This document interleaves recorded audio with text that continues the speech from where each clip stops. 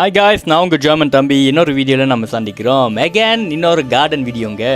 So நம்ம கடந்த நாள் ஒரு கார்டன் வீடியோ போட்டு நிறைய விளைச்சல் ஆல்ரெடி மறுபடியும் வந்துருக்குதுங்க.